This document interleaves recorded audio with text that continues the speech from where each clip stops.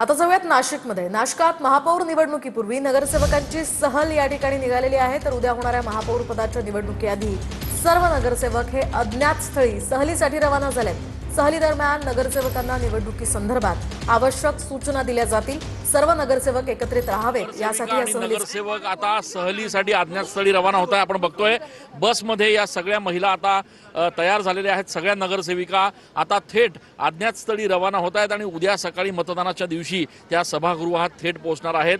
खरं तर अनेक नगरसेविका अशा आहेत की ज्या पहिल्यांदा या ठिकाणी निवडून आलेल्या आहेत, त्याच्यामुळे उत्सुकता आहे, धाकधूक आहे आणि नेमकं या ठिकाणी पक्षाच्या वतीनं आता काय सूचना केल्या जाणार असं देखील एक प्रश्न आहे। जुई, पहिल्यांदा तुम्ही नगरसेविका झालेल्या आहात, सहलीला जात आहात, किती रिलॅक्स वाटतंय? कारण खूप दिवस मध्ये धावपळीचे होते। नक्कीच आम्हाला खूप छान वाटतं आहे आणि आत्ता आमची सगळ्यांची जसं काही एक मैत्रिणींची ट्रिपच चालली आहे असं वाटतंय आम्हाला। आणि आम्ही सगळे खूप खेळीमेळीच्या वातावरणामध्ये हिमगौरी ताईंच्या पाठीमागे कायम आहोतच आणि आम्ही एकदम आनंदाने वाट बघत होतो कधी एकदा फिरायला जायला मिळेल। अच्छा, काय सांगाल? एकूणच सगळी जी परिस्थिती आहे, आता धावपळीचे दिवस होते, मात्र आता कुठेतरी रिलॅक्स वाटतंय जरा? हिमगौरी दीदींसोबत आम्ही खूप एन्जॉय करणार आहोत।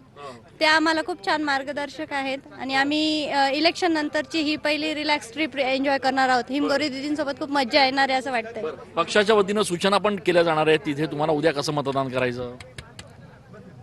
जसं म्हणजे हिमगौरीताई सांगते, म्हणजे आपले अध्यक्ष सांगतील तशा तिथे सांगणार आहेत की आम्हाला कसं काय करायचंय, मतदान कसं करायचंय।